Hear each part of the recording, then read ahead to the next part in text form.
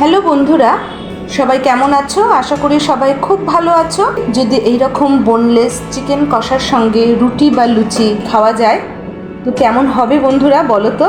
ব্যাপারটা একদম জমে যাবে বলো। তো দেখো, আমি এখানে বোনলেস চিকেন নিয়ে নিয়েছি। চিকেনটাকে খুব ভালো করে আমি নুন হলুদ দিয়ে মাখিয়ে রাখছি।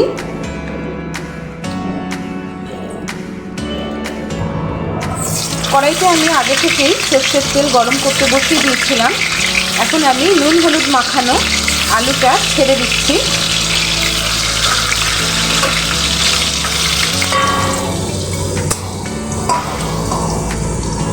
দেখো, উল্টে পাল্টে আলুটাকে আমি লাল লাল করে ভেজে নিয়েছি। এবার আমি তুলে নেব। এই তেলেতেই এখন আমি দিয়ে দেব তেজপাতা, গোটা গরম মশলা,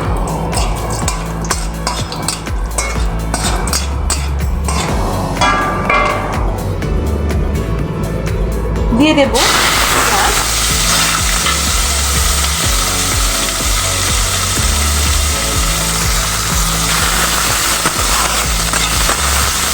পেঁয়াজটা হালকা লাল করে ভেজে নেব। ইউটিউব থেকে যে সমস্ত নতুন বন্ধুরা আমার রান্নার ভিডিওগুলো দেখছো তাদের কাছে আমার একান্তভাবে অনুরোধ, আমার ইউটিউব চ্যানেলটাকে সাবস্ক্রাইব করে আমার পাশে থেকো। আর যে সমস্ত বন্ধুরা অনেক আগে থেকেই আমার চ্যানেলটাকে সাবস্ক্রাইব করে রেখেছো তাদেরকে জানাই অনেক অনেক ধন্যবাদ। ফেসবুক থেকে যে সমস্ত বন্ধুরা আমার রান্নার রেসিপিগুলো দেখছো তাদের কাছে আমার একান্তভাবে অনুরোধ, আমার চ্যানেলটা অবশ্যই তোমরা ফলো করে রেখো। তো দেখতে পাচ্ছ পেঁয়াজটা আমি হালকা লালভাবে ভেজে নিয়েছি। আদা, রসুন, কাঁচা লঙ্কা, টমেটো এবং জিরের গুঁড়োটা আমি দিয়ে দিলাম।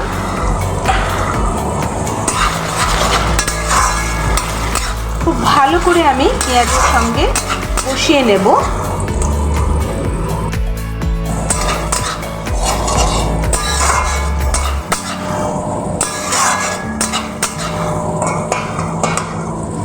এখন আমি দিয়ে দেব কালারের জন্য কাশ্মীরি লঙ্কা গুঁড়ো।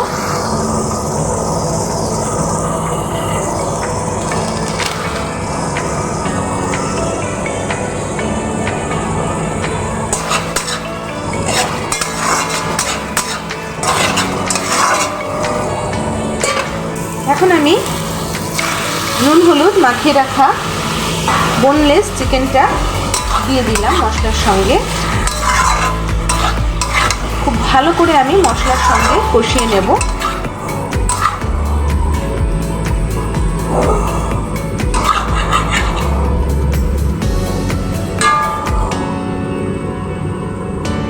এটা মুরগির ঠ্যাংটা, দেখতেই পাচ্ছ।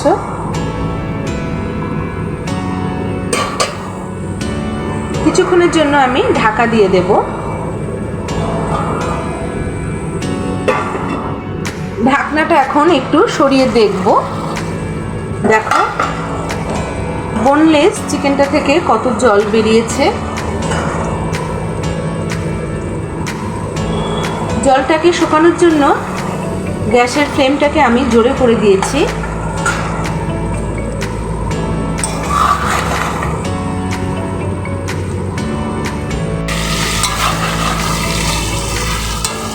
দেখো কি সুন্দর কালার এসছে।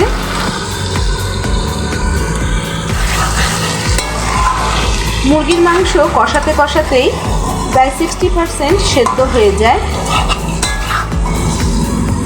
দেখো মশলার সঙ্গে তেলের সঙ্গে মাংসটা কি সুন্দর মাখা মাখা হয়ে গেছে, দেখতেও খুব সুন্দর হয়েছে। এখন আমি ভেজে রাখা আলুগুলো দিয়ে দেবো।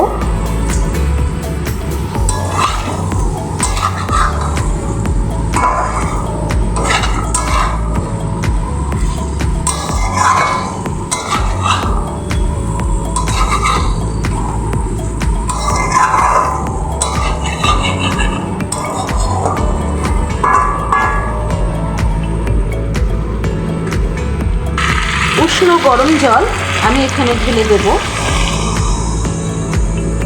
যেহেতু আমি ঝোল রাখবো না খুব একটা, শুধু মাংসটা এবং আলুটা সেদ্ধর জন্য আমি একটু জল ব্যবহার করলাম।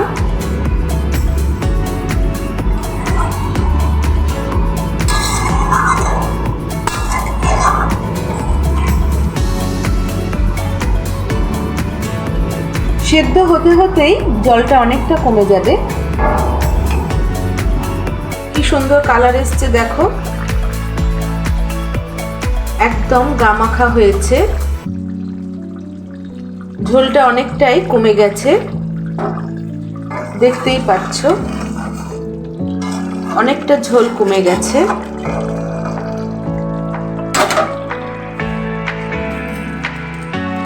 নামানোর আগে দিয়ে দেব গরম মশলা।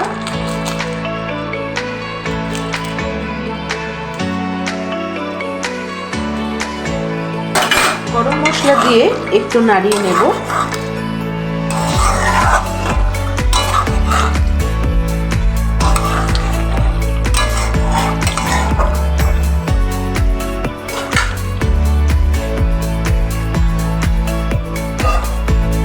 দিয়ে দেব ঢাকা। তো বন্ধুরা, কেমন লাগলো আমার এই বোনলেস চিকেন কষা রেসিপিটা অবশ্যই কমেন্ট করে জানাবে। ভালো লাগলে অবশ্যই শেয়ার এবং সাবস্ক্রাইব করে দিও।